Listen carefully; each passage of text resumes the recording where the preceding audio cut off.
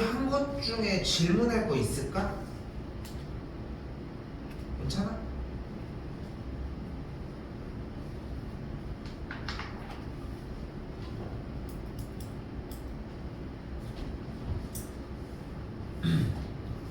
이거는 다 보긴 봐야 돼 오늘 정리. 근데 조금 늦게 와서 한 4, 50분 정도 걸릴 거라고 난 예상은 했거든 일단. 근데 이게 원방이 그러니까 여기서 요 얘기를 좀 해볼게. 느린 이유가 뭐냐면은 계산이나 이런 게 오래 걸리는 게 아니라 어떻게 푸는지 방법을 좀 불러오는데 좀 오래 걸릴 거라고 생각하거든. 그러니까 이미 푸는 방법을 알면은 바로 스타트를 해주면 돼. 문제를 미리 읽어놓는 거잖아 사실상. 그래서 그 방법대로 똑같이 해서 외운 걸로 하면 돼. 대신에 풀이를 다 답을 외워서 숫자 하나하나를 외울 수는 없잖아 사실. 그러니까 이 문제는 이렇게 푸는 거였어 저렇게 푸는 거였어 이렇게. 근데 저번에 정리가 괜찮았는데 왜 너무 좀 느린 느낌이 있어. 계속 비슷한 의견이지? 그치? 자, 우리 여기 파트 부분 남은 거 몇 문제 더 정리하고 갑시다. 자, 386번 뭐 하래? 점 A, 8을 마이너스 4,6이라는 점에 대해서 대칭 이동한 점의 좌표가 마이너스 6, B를 만족을 한대. 근데 이게 가끔 그런 질문들이 있어. 자, 문제 풀어봐 했는데 전 이런 유형을 배운 적이 없는데요. 이런 의견들을 많이 이야기를 해. 근데 물어본 말을 어차피 한글로 물어봤으면 그 한글에 해당하는 본인이 생각하는 것들을 어느 정도는 고민을 해보는 게 필요하지 않냐는 거야. 분명히 여기에 대해서 어떤 점을 어떤 점에 대해서 대칭 이동한 건 따로 배우진 않았지. 그치? 근데 잘 봐봐. 이 점 A, 8이라는 점을 이 점 마이너스 4,6에 대해서 대칭 이동을 했대. 그러면 이 점을 이 마이너스 4,6에 대해서 대칭 이동하면 어디 쪽으로 갈 것 같아? 그러니까 쌤을 조종해가지고 한번 그리게 한번 해봐. 이 A, 8을 마이너스 4,6에 대해서 대칭이게 만들 거야. 그럼 어떻게 하면 될까? 내가 예시를 들어볼게. 이 정도면 만족하겠어? 그건 아닌 것 같지? 자, 지금 여기다가 적은 마이너스 6, B가 그러면 다시 A, 8을 마이너스 4,6에 대해서 대칭 이동이라고 했어. 됐지? 나 그냥 그대로 읽은 거야. 그냥 본인의 생각으로 얘가 어디로 가야 될 것 같아? 여기 맞아? 어디로 가야 될 것 같아? 말을 해야지. 오른쪽? 그렇게 맞출 거야? 그러니까 그걸 설명을 해야 돼. 위? 어떻게? 더 뭐 이렇게 해서 맞출 거야? 그 네가 봐도 이게 아니지. 이게 좀 아니지. 그치? 그러니까 설명을 해야 되는 거야. 어떻게 하면 돼?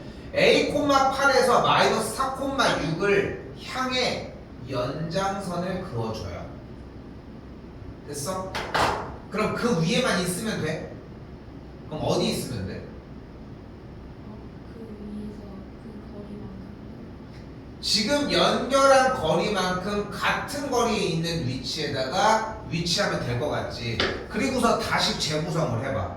결국은 어떻게 되는 거야? A, 8을 마이너스 4,6에 대하여 대칭이 된 점은 결국은 이 점과 이 점을 연결한 선분을 몇 대 몇으로?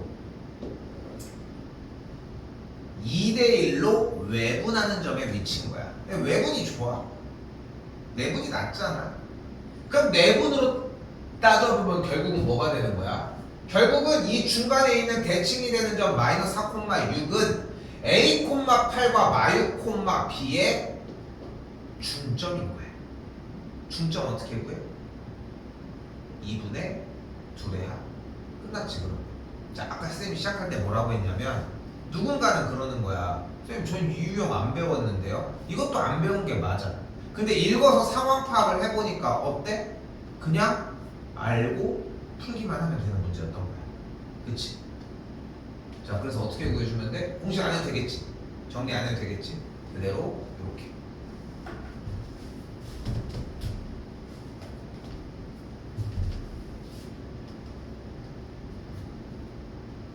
뭐 답은 되겠고, 여기는 마2가 되겠고, 여기는 4가 되겠죠. 곱해주면 4번이 정답이 되겠습니다.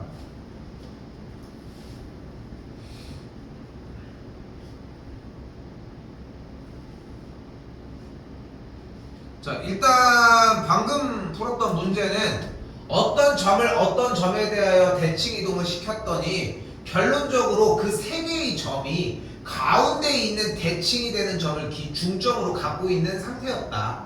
이 정도였지. 자, 그럼 이번엔 다시. 이번에 뭐라고 나와져 있냐면 점 마이너스 6, 마이너스 1이라는 점을 직선 누구? 2x 더하기 y 더하기 3은 0이라고 하는 요 선에 대해서 대칭 이동한 점을 이렇게 a, b라고 하지. 이렇게. 다시 한번 얘기를 하지만 저 마이너스 6, 마이너스 1을 이 직선에 대해서 대칭 이동을 하면은 이 점이 어디로 가겠어, 그러면? 여기 괜찮아? 그러니까 지금 잠깐만. 그러니까 지금 보면은 쌤이 계속 무슨 얘기를 하냐면은 한글을 읽고 네가 이해하는 거를 뱉어내는 게 1번인 거야. 그치? 원도 그렇지. 뭐, 이 얘기구나 하고 받아들이는 게 먼저야 돼. 수학적인 풀이가 먼저가 아닌 거야. 그게 이해가 돼야지 수학적으로 풀든 하지. 어떻게 할까?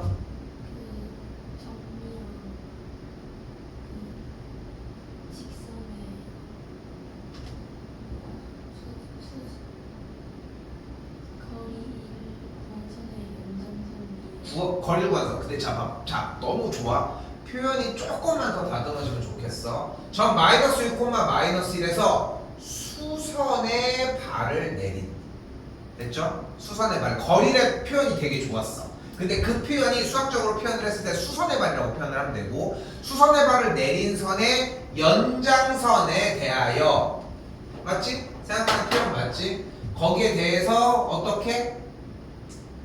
거리가 같아지게. 근데 아까 얘기할 때 내가 필요로 하는 얘기가 다 나왔는데 결론적으로 그래서 위치를 잡았더니 결국은 무슨 얘기의 이야기로 바뀌었어? 두 점의 수직 이등분선이 이 선이다. 근데 어떻게 유형으로만 모든 이야기들을 다 끝내겠어? 우리가 시험에 나오는 유형들을 이미 안다. 그럼 이미 시험에 나오는 문제들을 100%다 인지하고 있다는 건데 사실 그 정도로 시험에 나오는 우리가 배우고 있는 유형으로 커버할 수 있는 점수는 딱 80점 라인까지. 요거는 처음에 왔을 때도 맨날 비슷하게 얘기를 하잖아. 맥시멈이 거의 74, 5점 요 정도 라인이고 조금 더 후하게 줬을 때 80점 중반 정도 라인까지.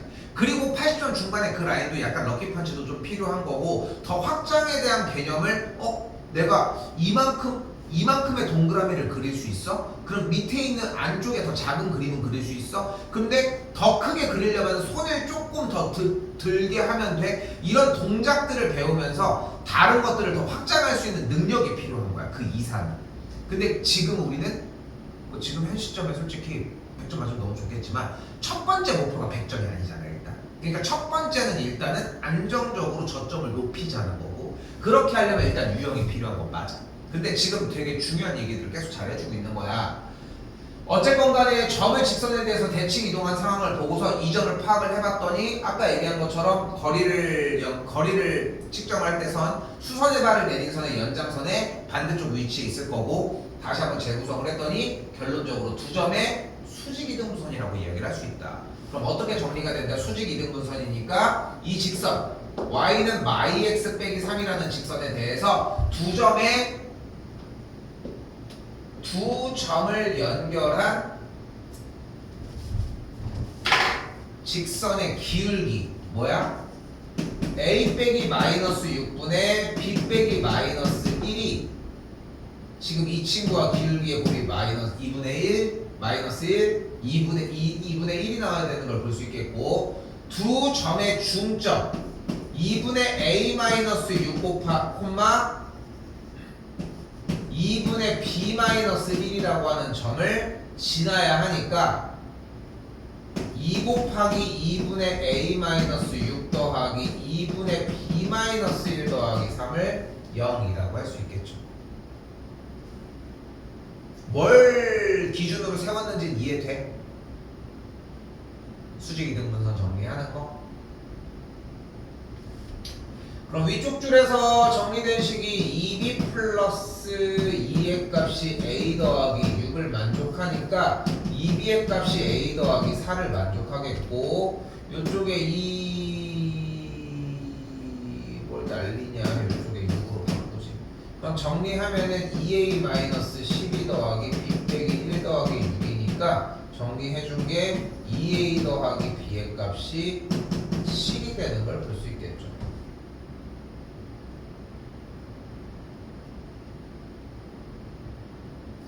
a가 2, b가 3이 나오면 되니까 a 플러스 b의 값은 5가 나온다. 뭐 사실 식 세운 위치에서 뭐 정리하는 게 그렇게 어려운 건 없었을 거고.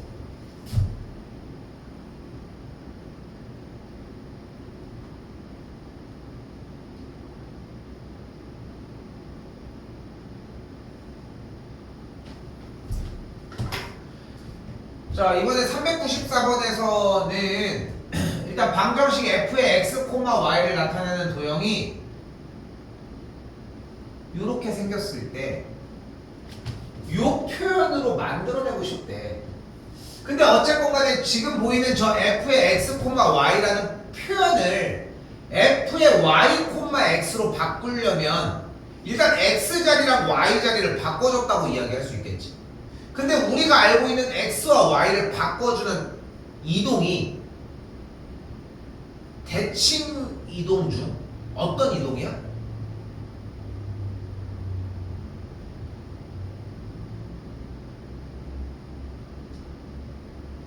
다시 x축 대칭 이동하면은 뭐의 부호가 바뀌어? y의 부호가 바뀌어. y축 대칭 이동하면 x의 부호가 바뀌어. 원점 대칭 이동하면 둘 다 부호가 바뀌어. 그리고 y는 x 대칭 이동을 하면 x랑 y가 바뀌어. 즉 주어진 394번 문제에서 x, y라고 써져 있는 식이 y, x로 바뀐다는 것은 x와 y가 바뀌었다는, 즉 행동은 y는 x 대칭 이동이 되겠죠. 그러니까 주어진 문제를 y는 x라는 선을 그렸을 때 대칭 이동을 하면은 얘가 반대쪽으로 넘어오니까 4번일 수밖에 없다는 거지.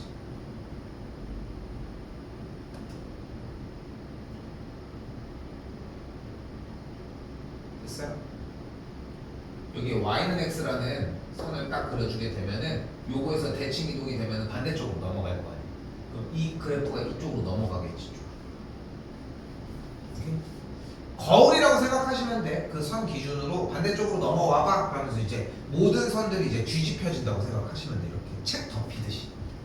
오케이? 자, 대표 문제는 딱 요 정도 라인이라고 생각하시면 좋을 것 같습니다. 그죠? 자, 그리고 연결지어서 하나 넘어간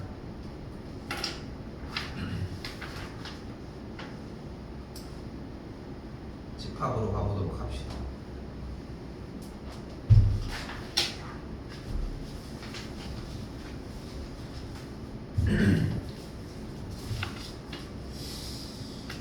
오늘 여기 14개까지 들어가지거든. 14개. 근데 자, 쪼르라고 얘기하는 게 아니라 내가 이 단원을 들어갈 때마다 항상 얘기하는 게 있어. 여러분들 부모님 세대, 그러니까 뭐 쌤보다 조금 위쪽 세대일 수 있고 아마 뭐 그렇겠지.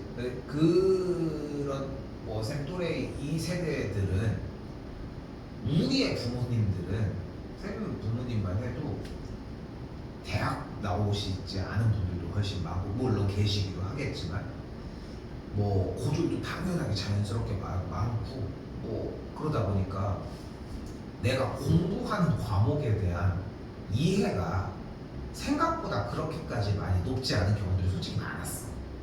농담이 아니라. 근데 내가 이 얘기를 왜 꺼내냐면은 근데 우리는 달라. 응? 부모님들이 훨씬 많이 배웠어. 자, 그 얘기를 하려고 하는 거야. 중학교 1학년 때 첫 단원이 집합이었어. 이거. 그리고 고등학교 1학년 때 첫 번째 단원이 집합이야. 이걸 2번 한다고 2번 했어요. 근데 뭐가 달라지냐면은 중1 때 배웠잖아. 이 집합이나 다음 단원 명제라고 하는 이런 단원들에서 이런 단원들을 배움으로 인해서 파생하는 문제들을 중학교 때부터 계속 배워온 거야. 그래서 내가 우스갯소리 이렇게 얘기를 해. 엄마가 수학에 대해서 뭘 알아? 라고 하기에는 요즘은 엄마 세대나 아빠 세대가 훨씬 더 많이 배우신 세대야.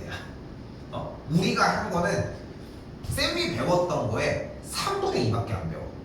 나도 줄어든 건데 우리가 배우는 게 실제로 줄어든 거야. 자, 그렇다고 해서 막 뭐 어쩌고저쩌고 다른 얘기를 하려고 하는 게 아니라 그 정도로 쉬워. 중1 때 배웠을 정도. 그래서 여기 단어는 안 쫄았으면 좋겠어. 솔직히. 그리고 중간고사 시험 범위는 집합까지야.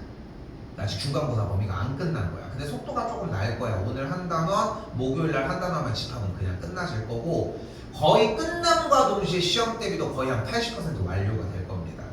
오케이? 그래서 좀 부담 가질 구간은 아니기는 한데 일단은 앞에 있던 원이랑 그쪽만 정확하게 정리 한번 하고 집합은 좀 시험이 더뎌도 괜찮아. 알겠지? 자, 일단 가보도록 합시다.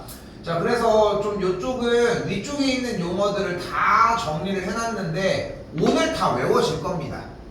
오늘 다 외워질 거고 오늘 메인이 되는 부분은 이 부분집합이라고 하는 단원이 될 거고 어차피 어려운 문제들을 푸는 방식이 오늘 얘기해주는 제일 기본적인 방식으로 공부를 할 거야. 이것만 주의해서 공부하면 집합은 그냥 한 번에 넘어가죠. 그럼 이제 뭐만 하면 돼? 일단 앞쪽에 있는 점과좌표, 직선, 원, 대칭 여기만 신경 써주면 돼.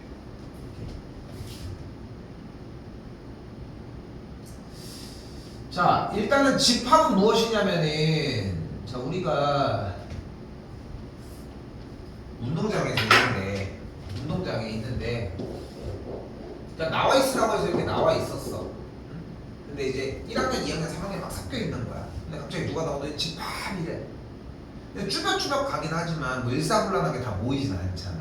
그런데 모르는 사람이 나와서 담임도 아니고 체육생도 아니고 누군지도 모르는데 이상한 사람이 와서 1학년 집합 이러면 1학년들이 모이겠지.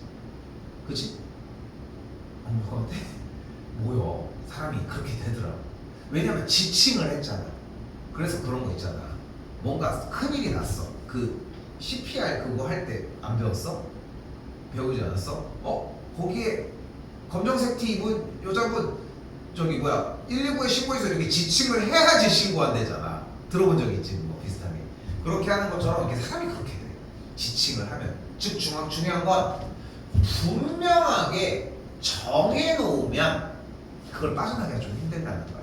자, 이때 그래도 말 자체가 이름이 집합이잖아. 결국은 집합이라고 했을 때 모인다라고 하는 생각을 하는 것처럼 집합이라는 뜻은 어떠한 모임들을 이야기를 하는 게 맞는데 그 대상을 분명하게 정해야만 집합이라고 표현할 수 있다. 이렇게 기억을 해줬으면 좋겠다.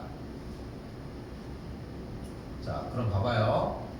자, 10보다 작은 짝수 2, 4, 6, 8 분명히 있지. 6의 양의 약수 1, 2, 3, 6 분명히 키가 큰. 근데 키가 어떻게 커? 이만한 사람한테는 얘가 크고 그렇지? 이만한 사람한테는 얘가 큰데 그러니까 크다라고 하는 형태들 무언가 꾸며주는 말들은 결국은 상대적이다라는 거지. 근데 만약에 키가 170cm보다 큰 축구선수라고 해서 그럼 명확하게 할 수 있지. 그치? 키를 재는 거는 수치적으로 정확하니까. 그렇기 때문에 키가 큰 축구선수의 모임은 정확하게 구분을 지을 수 없고 그래서 집합이라고 할 수 없다. 됐죠? 그리고 4번, 5번에서는 5 이하의 자연수의 모임. 5 이하는 5, 4, 3, 2, 1. 그리고 사계절의 모임은 봄, 여름, 가을이라고 할 수 있겠죠. 야, 어제 엄청 덥다가 오늘은 좀 낫더라고요. 그치? 어제 한 38도까지 올랐고 대전.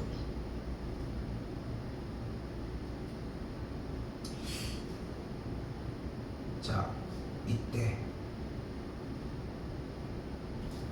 자, 집합을 그러면 표현해 줄 건데 우리는 집합을 어떻게 표현을 할 거냐면은 일단 7보다 작은 홀수인 자연수라고 얘기를 했잖아요. 그럼 7보다 작은 홀수는 뭐가 있어? 1, 3, 5, 7은 빼고 이렇게 되겠지.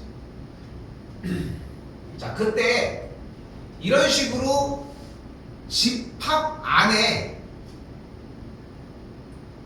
그 모임 안에 해당하는 구성원을 우리는 원소라고 이야기를 할 겁니다.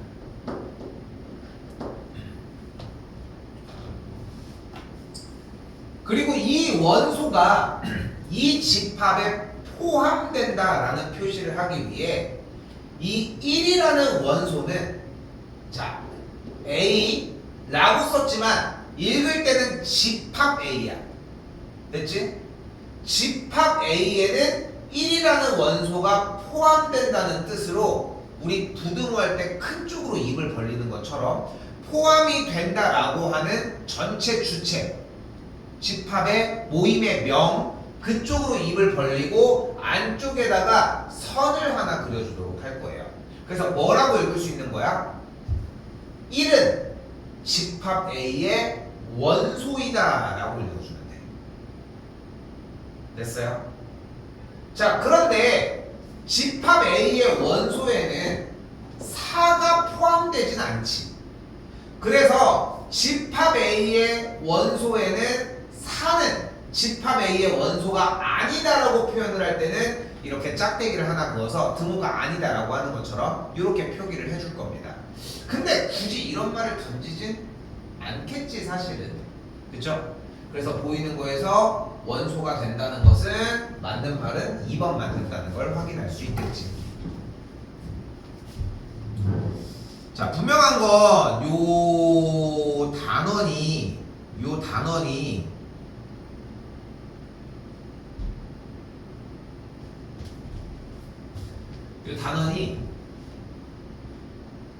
아예 새로운 용어들을 이야기를 할 거거든. 앞으로 새로운 용어들을 얘기를 할 건데 그냥 새로 배워도 이질감이 그렇게 많이 없어서 단원 자체가 되게 쉬워.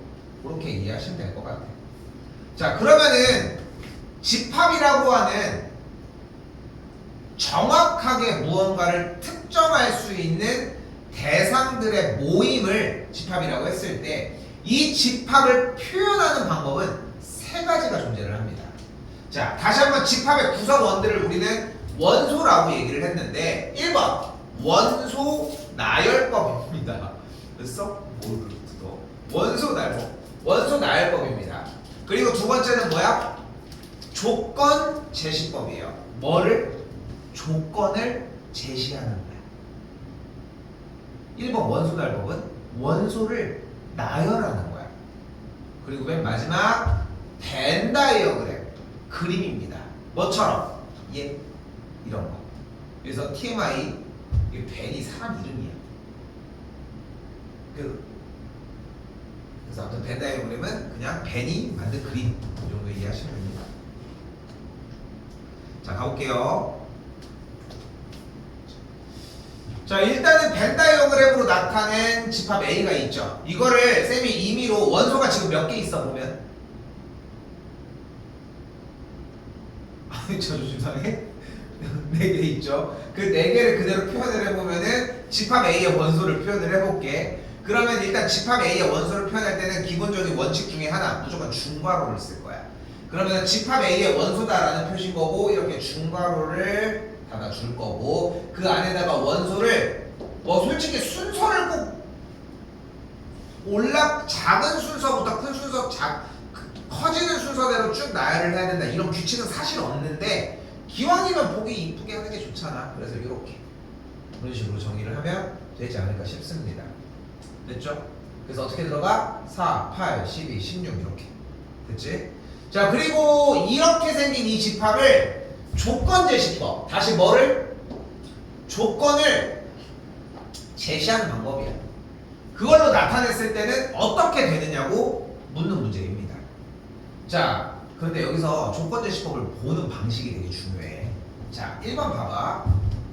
자, 집합 A는 써 있어. 그리고 여기 분명히 양쪽에 뭐가 있어? 중괄호 표시가 있죠. 중괄호 표시가 있다는 얘기 무슨 뜻인 거야? 집합을 표현을 해준 거야 일단. 그럼 이때 잘 들어야 돼. 되게 중요해. 집합 A의 원소는 뭐야? X는 뭐야? 집합 A의 원소는 뭐야? X는 뭐야? 집합 A의 원소는 여기 짝대기를 그려준 이 왼쪽에 있는 게 무조건 원소인 거야. 여기서 끝. 됐지? 그런데 짝대기하고 뒤에 무슨 말이 나와 있어? 아이고. 짝대기하고 무슨 말이 나와 있어?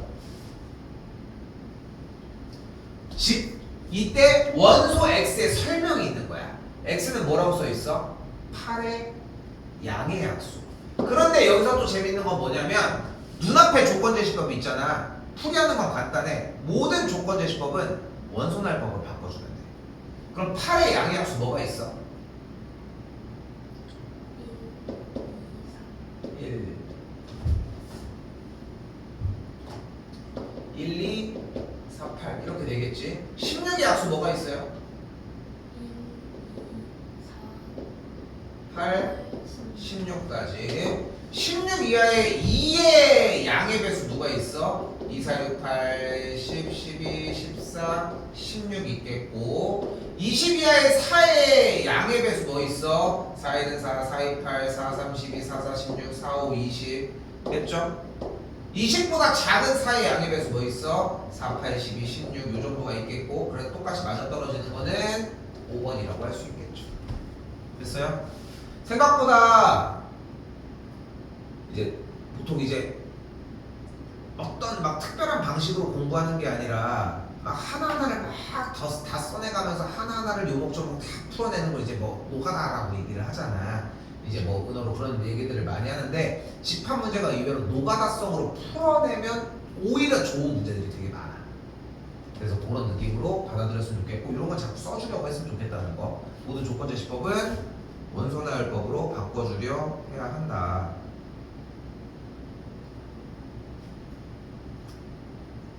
자, 이때 자 그렇게 집합을 표현을 하다 보면 원소가 무수히 많은 집합이 있을 수 있고 예를 들어서 조건제시법에서 뭐라고 하는 거야? 2번 X는 자연수래. 그럼 자연수는 1, 2, 3, 4 또르륵 해가지고 계속 커지는 걸 볼 수 있잖아. 그치? 그러니까 무수히 많겠지. 이런 걸 우리는 뭐라고 부를 거야? 무한집합이라고 부를 겁니다. 자, 그럼 이번에는 원소가 유한계인 집합인데 중요한 것은 원소가 유한계라는 표현은 셀 수 있어야 돼. 원소를. 그런데 만약에 3번 뭐야? 원소는 X야 일단. 그리고 X는 2보다 크고 3보다 작은 자연수라고 했습니다. 근데 2보다 크고 3보다 작은 자연수가 있어? 없지? 그럼 여기 중괄호 안에다가 뭐 쓰면 돼?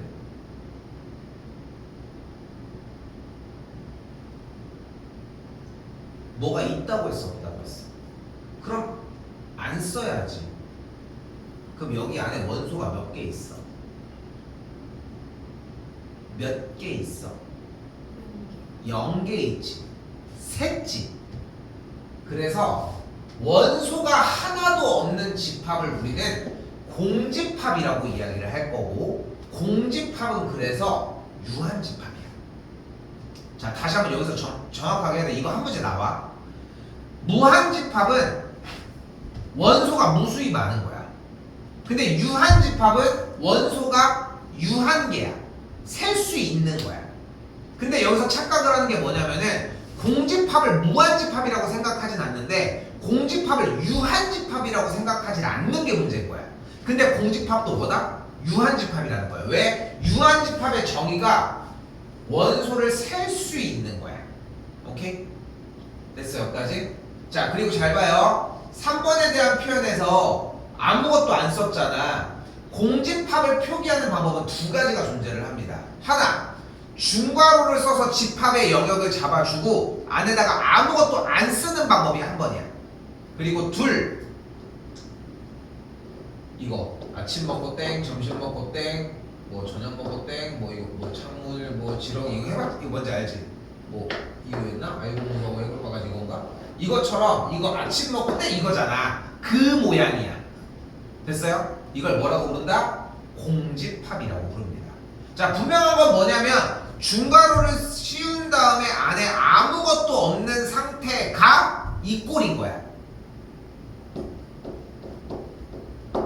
이게 아니라. 오케이? 이게 아니라 이렇게 이해를 하시면 되겠습니다. 됐죠? 자, 좀 빠르게 가봅시다. 유한집합인 걸 고르라고 했는데 0보다는 크고 100보다 작은 사의 배수래요. 그럼 4, 8, 어쩌고 저쩌고 96까지 일단 개수가 딱 한정적이지. 5번 같은 경우 7보다 큰 홀수래요. 그럼 쭉 커지기만 하겠죠. 그리고 3번 같은 경우 아까 공집합 얘기가 나왔으니까 원소의 개수가 없겠고 원소가 없겠고 그래서 공집합이 된다.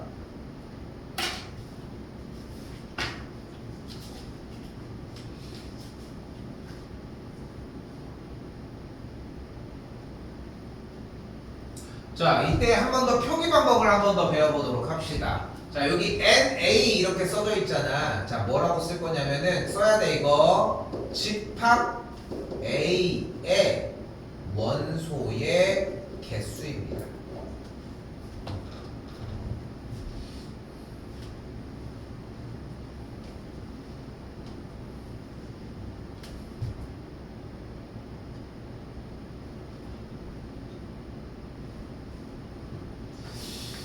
그런데 다시 봐봐.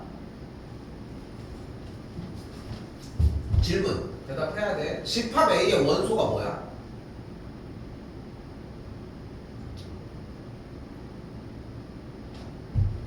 X야. 이게 먼저야 돼. 알겠지? 건너가야 돼. 그러니까 한 번에 모든 정보들을 다 소화를 하는 게 아니라 일단 X. 근데 X가 뭐라고 써 있어? X 곱하기 X 빼기 1의 전체 제곱은 0을 만족한대. 그럼 이 방정식을 만족하려면 X가 뭐여야 돼? 0 또는 1이 되겠지. 그거 말고는 안 되잖아. 자 그럼 다시 질문. NA 집합 A의 원소의 개수는 몇 개야? 2개가 됐으니까 NA가 2인 거야. 됐지?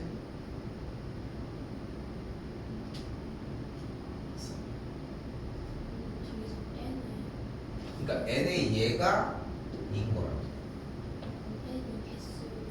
그러니까 아니야. 개수가 아니라 NA라는 표시 자체가 다시 한번 쓸게. 집합 A의 원소의 개수인 거야. 표시 자체가. 그러니까 이걸 분할해서 쓰는 게 아니라 안쪽에 있는 A까지 같이 적용해서 얘기를 해야 돼.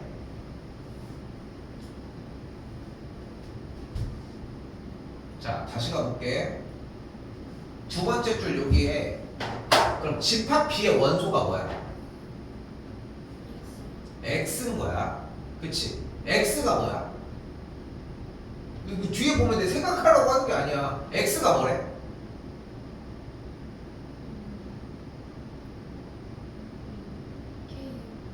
K분의 8인 거야. 근데 또 뭐라는 얘기를 또 추가했어? X랑 K는 근데 자연수래. 이걸 만족하는 X가 원소인 거야. 근데 일단 다른 거 필요 없고 K가 자연수라며. 그럼 자연수니까 올려볼까? K가 1이면 X가 뭐야?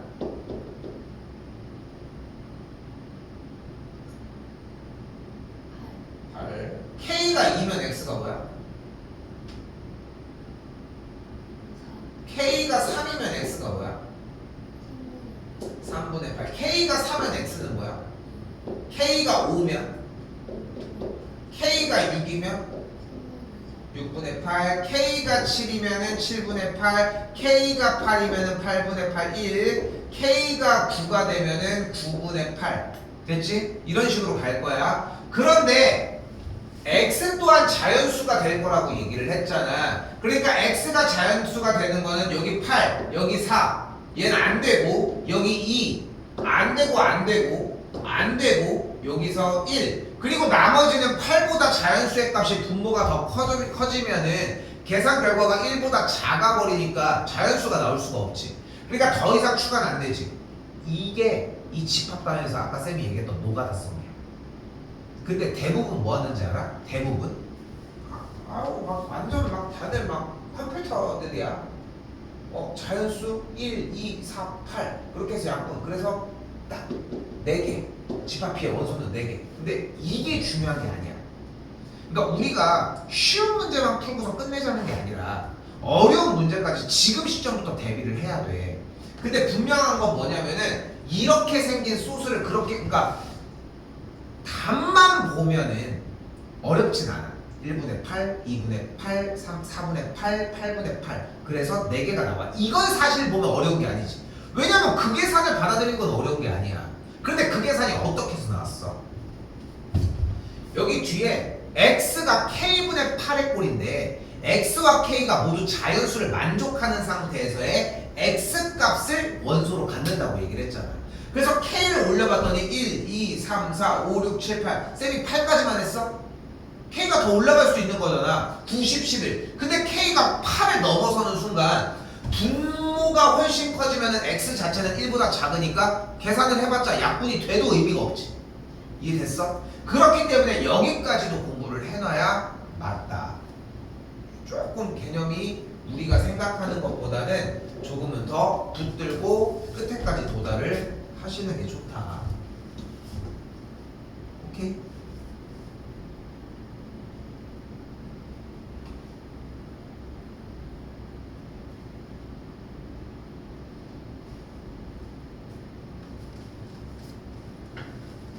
자, 이번에는 당연히 어렵진 않지. 자, 뭘 할 거냐면 아까 원소를 포함하는 표현에 대해서 배웠는데 뭐였냐면 약간 부등호처럼 생겼는데 둥글둥글하게 생긴 친구의 가운데다가 선을 그려서 원소가 이 집합에 포함된다 이런 표시를 했어요. 자, 지금부터가 되게 중요해. 자, 그런데 여기에 뭐가 있냐면 뭐가 써 있어? 자, 이거 읽어보라고 하면 다 뭐라고 하냐면 A는 A, B, C, D 이렇게 얘기를 하는데 저 대문자 A는 집합을 얘기를 해. 그래서 집합 A의 원소가 A, B, C, D다 라는 표시를 해줘야 돼. 그러니까 읽을 때는 그냥 A는 A, B, C, D 물론 읽으면 그렇지만 우리가 단원 자체가 집합이다 보니까 집합 A의 원소가 A, B, C, D인 거야. 더 정확하게 표현하면은 A, B, C, D를 원소로 갖는 집합 A가 있을 때야. 됐지? 자, 이때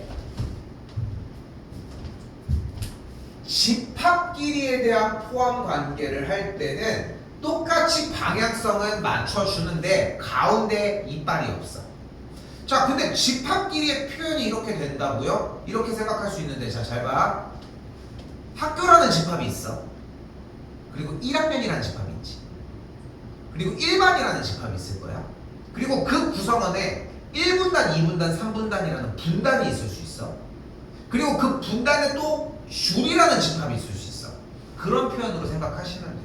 한 번 더, 가방이라고 하는 집합 안에는 필통이라는 집합이 있을 수 있는 거고 그 안에 원소들이 있는 것처럼 집합끼리에 대한 포함 관계는 기본적으로 가능하다. 이렇게 이해하시면 될 것 같습니다. 자, 근데 이거 조금이라도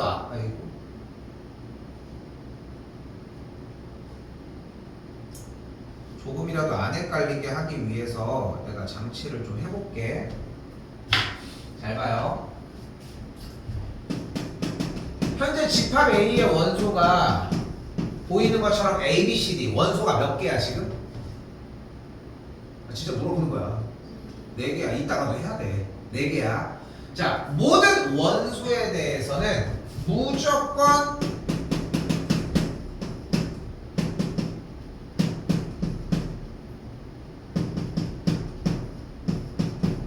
이게 가능합니다. 당연히 원소니까요. 그리고 되게 중요한 사실이 하나 있어. 공집합은 항상 어떤 집합이어도 포함이 돼요. 이건 절대적이야. 항상 이건 존재하는 거야. 오케이? 항상 존재를 하는 거야. 자, 그런데 여기서 집합이라고 표현을 했잖아. 요 A, B, C, D라고 하는 원소를 현재 집합 A가 이렇게 가지고 있는 거잖아요. 내가 여기다가 집합 B를 한번 이렇게 만들어 볼게. 그럼 집합 B는 이렇게 A, B를 원소로 가질 거고, 집합 A는 기존에 A, B, C, D를 원소로 가질 거잖아. 근데 여기에서 우리는 무엇을 알 수 있냐면 이 집합 A 안에 집합 B가 포함된다는 거야. 이렇게 포함된다. 그것을 또한 알아야 돼. 자, 그러면 여기서 뭐가 벌어지게 되냐면, 자, 해볼게. 집합 A는 원소를 A로 갖는 집합을 포함하게 되어 있어. 저건 지금 중요하지 않고, 다시 B를 원소로 갖는 C를 D를 원소로 갖는 집합을 포함하게 되어 있어. 어렵게 생각할 거 없어. 여기 집합 A에 이렇게 A, B, C, D가 이렇게 있잖아. 여기서 동그라미를 칠 수 있는, 뭐 이렇게도 칠 수 있으니까 칠 수 있는 것들의 영역을 모두 다 포함하고 있게 된다는 거야. 자, 다시 가볼게. AB를, AC를, AD를, BC를, BD를,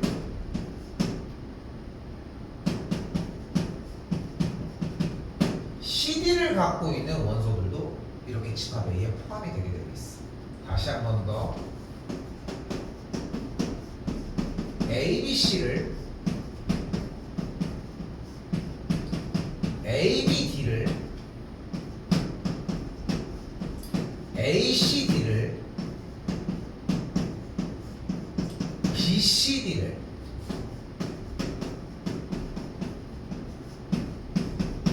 그리고 마지막 ABCD를 포함하고 있는 집합까지도 포함이 됩니다. 근데 지금 여기에 중괄호로 쭉 다 써준 얘네들 자세히 보니까 결국은 하나 A, B, A, C, A, D, B, C, B, D, C, D, A, B, C, A, B, D, A, C, D, B, C, D. 이거 어디서 많이 보지 않았어? 경우의 수할 때 썼던 거잖아. 하나하나 셌던 거 기억 안 나? 그러니까 결국은 여기에서 한 개를 선택하건 두 개를 선택하건 그걸 선택한 다음에 안쪽에 있는 원소를 중괄호를 씌워주면은 무조건 그 집합 안에 포함이 된다. 다시 원소가 A, B, C, D인 집합 A가 있잖아. 이 A, B, C, D 중에 아무거나 개수에 상관없이 선택을 하면 그걸 중괄호로 포장하면 그 중괄호로 포장한 이 집합은 무조건 집합 A에 포함이 된다라고 할 수 있다. 됐어? 됐어? 자, 그럼 다시 봐봐요. 일단 첫 번째 했던 게 뭐였어? A, B, C, D 중에 각각의 누구든 상관없이 하나하나는 무조건 포함이 된다고 했으니까 기억은 맞습니다. 근데 B도 포함되는 건 맞는데 원소니까 짝대기가 하나 있었어야 돼. 그러니까 거짓인 거야. 여기는 지금 C가 포함되는 건 맞는데 중괄호가 쳐져 있으니까 왼쪽이 집합이야. 그러니까 집합의 포함 관계는 여기 가운데가 없어야 되니까 여기는 거짓입니다. 자, 이번에는 ABC라고 하는 원소를 가지고 있는데 이 ABC가 저 안에 있는 원소 중에 그냥 3개 선택한 거 맞지? 중괄호 표시했지? 그럼 집합 A에 포함되는 게 맞다는 거야. 다시 같은 방식으로 집합 A가 이쪽에 똑같이 포함되는 것도 얘가 어차피 A였잖아. 그러니까 같은 원리로 얘도 맞다고 할 수 있고, 그래서 기억, 리을, 미음 세 가지가 정답이라고 할 수 있다.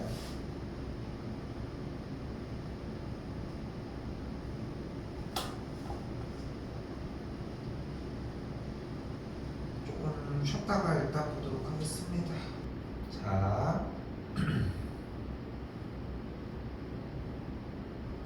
자 이번에는 이거 일단 안 찍을 거예요. 자, 여기도 똑같습니다. 아까 질문하고 똑같이 해볼게. 집합 A의 원소가 뭐야? 0, 1, 2야. 집합 B의 원소는 뭐야? XY입니다. 그런데 뒤에 설명이 있을 거야. 여기 뭐라고 써 있어? 그때 X는 뭐야? 집합 A의 원소인 거야. 됐어? A라고 부르면 안 돼. A에 포함된다? 집합 A에 포함된다. 근데 집합 A에 포함되는 걸 뭐라고 불러? 원소라고 부르잖아. 그러니까 이렇게 표현해줘야 돼. X는 집합 A의 원소예요. 그럼 여기도 뭐라고 할 수 있어? 집합 A의 원소인 거야. X랑 Y가 같다고 써 있어? 그럼 무조건 다르다고 써 있어? 그것도 아니야. 그냥 집합 A의 원소일 뿐인 거야. 그러면은 집합 A에서 하나를 뽑아. 그럼 X가 될 수 있는 후보는 0, 1, 2일 거야. 그치? 다시. 집합 X는, 원소 X는 집합 A의 원소라고 얘기를 했잖아. 근데 집합 A가 지금 0, 1, 2를 원소로 갖는 집합이니까 X가 될 수 있는 후보는 0, 1, 2일 거야. Y가 될 수 있는 후보도 0, 1, 2일 거야. 그럼 그 둘을 뽑아서 어떻게 하기로 했어? 곱하기로 했잖아. 그럼 집합 B의 원소는 뭐라고 할 수 있냐면 0, 0이 뽑혀서 곱한 0일 수도 있고 0, 1이 뽑혀서 곱한 0, 0, 2도 0, 1, 0도 0, 1, 1을 뽑아서 1, 1, 2를 뽑아서 2, 2, 2를 뽑아서 4까지가 가능하지 않냐는 거야. 써야 돼 이거.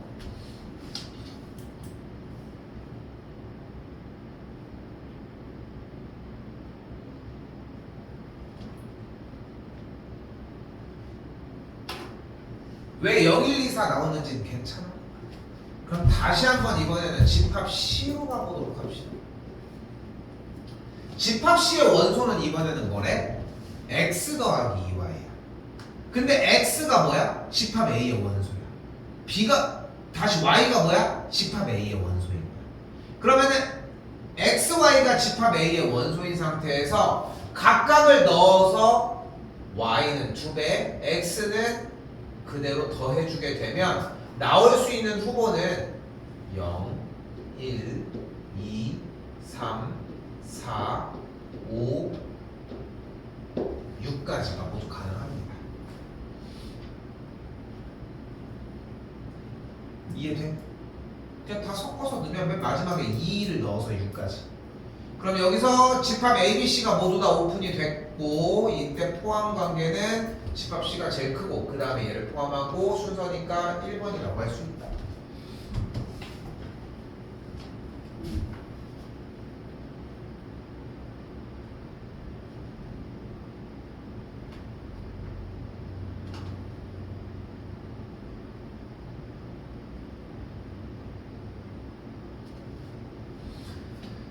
자, 이번에는 두 집합이 다시 한번 집합 A의 원소가 뭐야? X인 거야. 지금 내가 계속 물어보는 이유는 뭐냐면은 앞에 쪽에 있는 원소를 표현하는 방법과 원소를 설명한 부분을 자꾸 구분 지으려고 해줬으면 좋겠어. 그렇게 했을 때 집합 A의 원소는 결국은 X가 A라고 하는 곳보다 크고 더하기 8보다 작거나 같은 구간을 이야기를 합니다.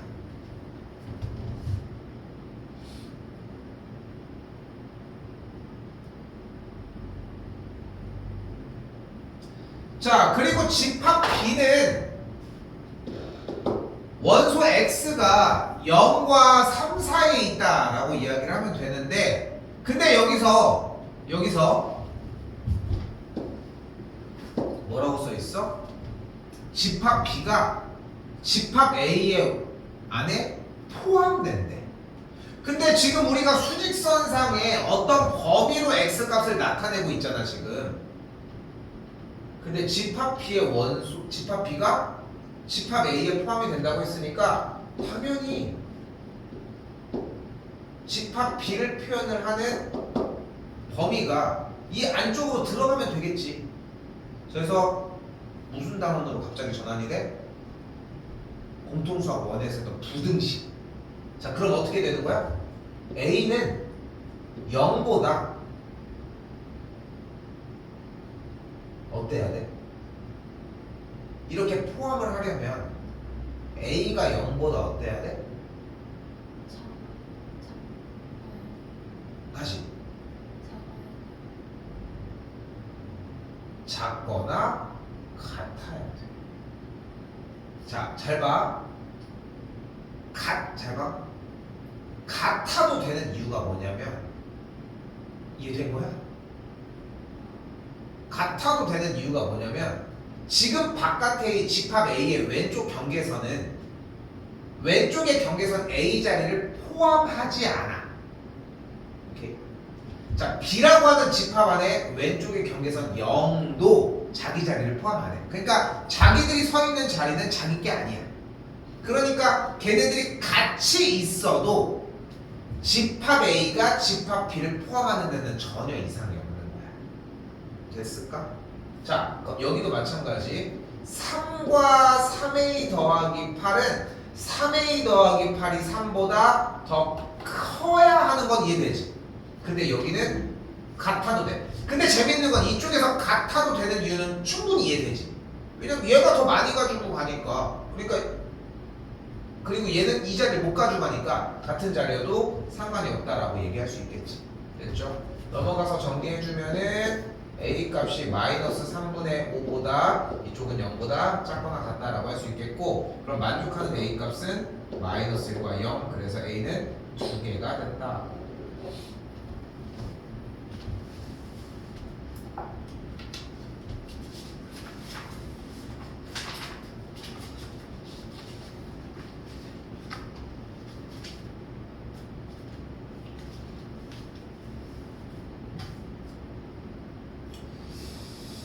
이때 이제 제일 어려운 얘기를 좀 할 건데, 지금 쌤이 여기다 안 지운 거 있잖아요. 이거 일부러 안 지운 건데, 우리가 지금 여기서 배우려고 하는 단어는 바로 부분집합입니다. 응? 부분집합이야. 사실 수학을 하면서는 정의가 되게 중요해요. 약속이거든. 자, 대표적으로 방금 우리 배웠던 거. 집합의 정의가 뭐야? 분명하게 대상을 정할 수 있는 것들의 모임을 집합이라고 얘기를 해. 그런데 이 부분집합은 좀 설명이 조금 특이해. 바로 포함이 되는 상태로만 표현이 되는, 집합 A에 포함이 되는 모든 집합들을 부분집합이라고 얘기를 해. 그런데 잘 봐봐. 현재 집합 A가 A, B, C, D라는 원소를 포함하고 있을 때 지금 여기에 보이는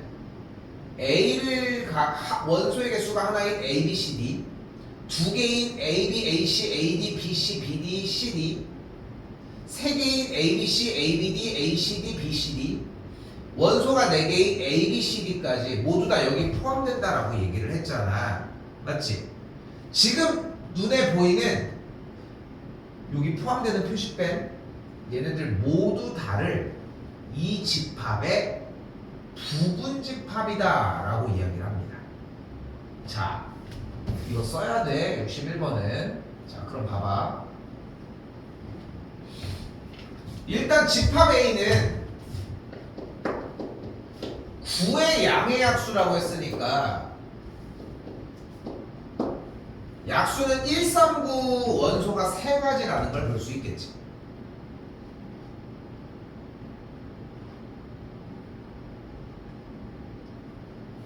그치?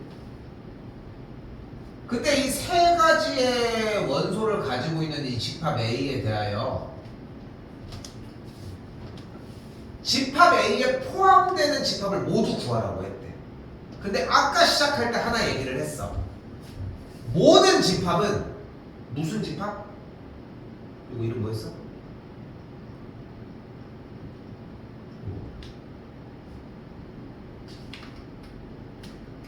공집합 됐죠?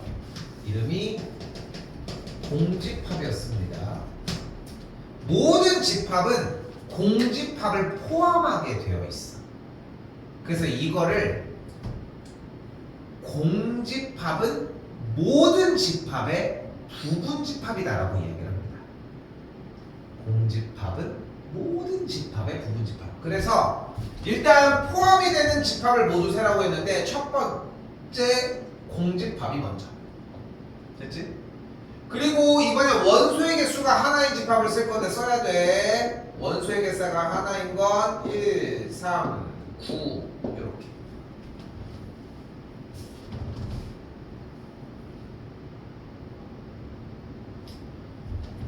원소의 개수가 2개인 건 1, 3, 1, 3. 원소의 개수가 3개인 건 1, 3, 9.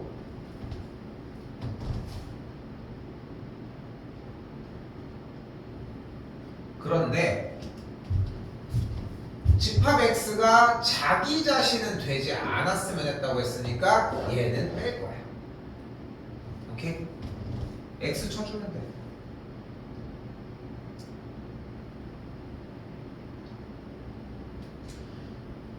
필기가 사실 이런 식으로 실시간으로 들어가야 되는 이유 중에 하나가 가장 중요한 게 이걸 빼는 것까지가 알려주고 싶은 과정인데 지워버리니까 다 지우는 거야. 그럼 없잖아. 난 없는 게 아니라 썼는데 이게 아니라고 표시를 한 거잖아. 이것까지가 좀 필요해. 자,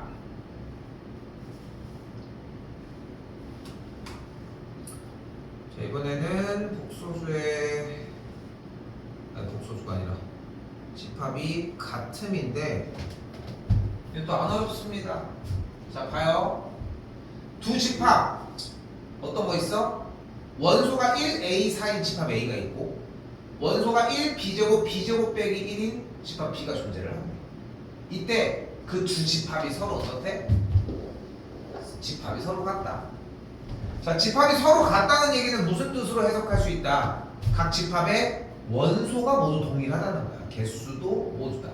그러면 우리가 유추할 수 있는 건 저 4가 이 둘 중에 하나일 거 아니야. 그러면은 B제곱이 4일 수도 있고 B제곱 빼기 1이 4가 될 수도 있는 거잖아. 그치? 그런데 B제곱이 4가 되려면 B의 값은 2 또는 마이너스인데 주어진 문제에는 AB가 자연수라고 했으니까 B는 2밖에 안 되겠지. 저 경우에는. 자, 또한 B제곱의 값을 5라고 얘기할 수 있으니까 B의 값을 루트 5 마이너스 루트 5를 또 잡을 수 있는데 B의 값이 자연수니까 둘 다 안 돼. 그러니까 B는 뭐밖에 안 되는 거야? 2밖에 안 되는 거야. 그럼 B의 값이 2일 때 B제곱의 값이 4니까 여기가 4일 때 오른쪽은 3이 되는 걸 확인할 수 있겠고 그럼 스몰 a 집합 A의 원소 하나가 3이라고 할 수 있으니까 3과 2를 더해주면 A 플러스 B의 값은 5다라고 할 수 있겠지.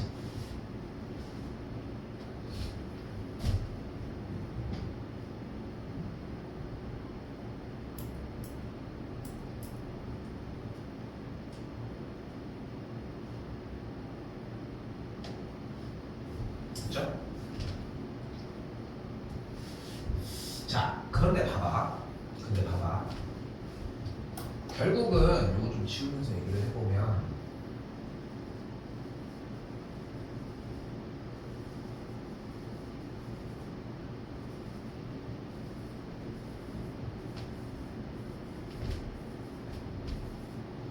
자, 보여?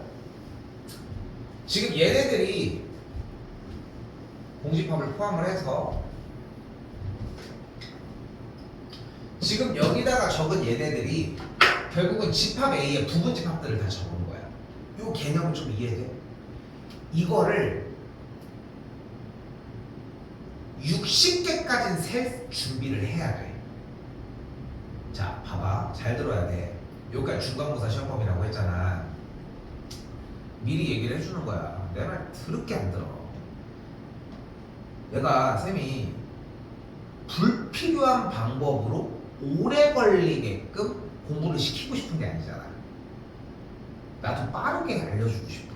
그런데 빠른 방법을 이해하려면 구조가 완전히 이해가 돼야 돼. 근데 구조가 이해가 되려면 어렵고 느린 방법으로 모든 걸 다 살펴봐야 돼. 그래서 얘기를 하는 거야. 6, 70개까지는 센다는 생각을 해야 돼. 세다 보면 이게 무슨 말인지 알 것 같아. 이 느낌이 와. 근데 그 수준이 오기 전에 다들 멈춰. 그게 가장 큰 문제인 거야. 멈추는 거야. 내가 지금 요구를 하고 싶은 건 뭐냐면은 일단은 세봐야 돼. 이게 1번이야. 자, 그런데 봐봐. 집합 A에 원소가 A, B, C, D 이렇게 4개가 있을 때지. 자, 부분 집합을 세는 방법은 무조건 정해져 있습니다. 부분 집합의 원소의 개수별로 세야 돼. 일단 항상 무슨 집합? 공집합. 공집합은 항상 모든 집합의 부분 집합이라고 얘기를 했잖아. 그냥 공집합은 무조건 포함인 거야.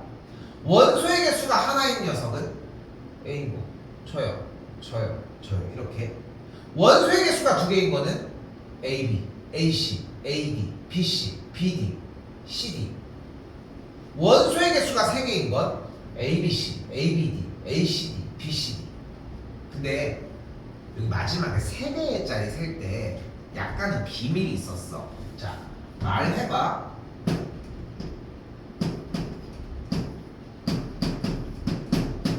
원소를 똑같이 4개로 했어. 됐지? 부분 집합을 지금부터 셀 거야. 말로만 할 거야. 한번 말을 해봐. 원소의 개수가 0개인 거 뭐 있어? 부분 집합. 공집합. 원소의 개수가 하나인 거? 2개인 거?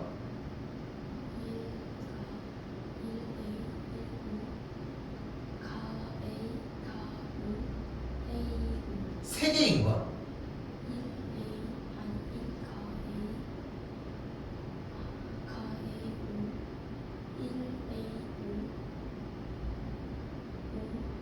자, 지금 봐봐. 3개를 세긴 하는데 조금 이게 헷갈리지, 위치가. 근데 간단해. 잘 봐. 5 뺀 거, A 뺀 거, 값 뺀 거, 1 뺀 거야. 됐지, 그러면. 그럼 다시 세봐. 3개인 거. 아니, 왜? 5 뺀 거, A 뺀 거, 값 뺀 거, 1 뺀 거 빼는 것도 순서대로 빼야지, 선생님. 다시 하면 어떻게 돼? 어이? 어이?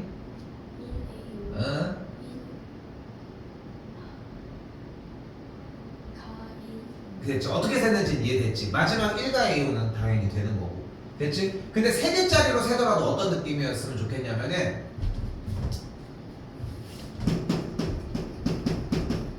그래서 3개짜리 세볼게.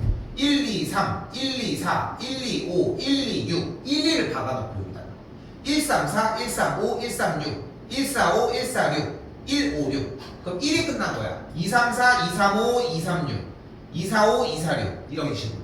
오케이? 2개, 3개 정도를 더 넣어놓고 다시 4개짜리 세볼게. 1, 2, 3, 4, 1, 2, 3, 5, 1, 2, 3, 6 이게 연습이 돼줘야 돼. 그래야지 100개고 200개고 셀 수 있는 상태가 돼. 그리고 한 번 더 얘기하지만 그걸 셀 수 있는 친구가 세려고 하잖아. 이해가 돼서 문제가 바로 풀려. 그러니까 이게 웃긴 거야. 이 진입 장벽이 조금 두터운 것 뿐인 거지 세본 친구들은 시험 기간 내내 안 세도 돼. 근데 처음부터 난 안 세고 싶은데요 맨날 별표만 치고 있는 거야. 알려주면 뭐해. 어차피 세보질 않으니까 이해가 안 되는데. 그러니까 그 간격을 그 진입 장벽을 무너뜨리려면은 직접 세보는 게 되게 중요하다. 됐죠? 자, 이때 잘 봐. 그럼 여기 있는 이 친구들은 결국은 이 집합, 원소가 A, B, C, D 이 집합에 대해서 몇 가지인지 세보자. 일단 뭐 있어? 집합이 하나, 둘, 셋, 넷, 다섯, 여섯, 일곱, 여덟, 아홉, 열, 열하나, 열둘, 열셋, 열넷, 열다, 16개잖아. 왜 16개냐? 결국은 자, 요걸 만들어 보겠습니다. A 선택할 거야, 안 할 거야? 안 할 거예요. B 안 할 거예요. C 할 거예요. D 할 거예요. 그래서 얘가 만들어진다. 그러니까 여기 있는 모든 집합들에 대한 이 A, B, C, D라는 원소를 갖는 집합 A의 부분 집합들은 결국은 A를 선택할지 말지의 경우에서 두 가지, B를 선택할지 말지의 경우에서 두 가지, C를 선택할지 말지에 대한 경우에서 두 가지. 결국은 이 부분 집합의 개수는 몇 개였다? 2의 4제곱개였다. 이렇게. 됐어요? 됐어? 자, 그래서 정리해봅시다. 요 마지막 문제. 다 못할 것 같아. 부분 집합의 개수는 어떻게 구한다? 2의 n제곱개입니다. 이때 n은 뭐여야 돼? 원소의 개수입니다.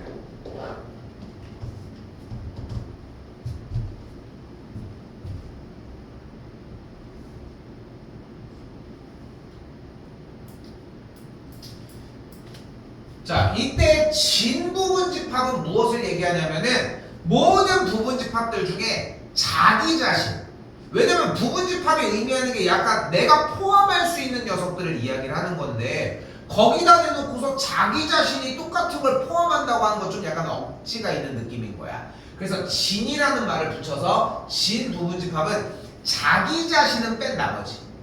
그럼 몇 개가 되는 거야? 2의 n제곱 빼기 1개. 자기 자신은 뺐으니까. 됐죠? 그럼 다시 가보자. 집합 A의 부분 집합의 개수가 128개래. 무슨 뜻이야? 부분 집합의 개수는 2의 n제곱개로 128을 정리를 할 거거든. 됐어요? 그러면 128이 2의 7제곱이니까 n의 값은 7이겠지. 이때 n이 뭐였어? 원소의 개수였고, 그래서 집합 A의 원소의 개수는 7개였다.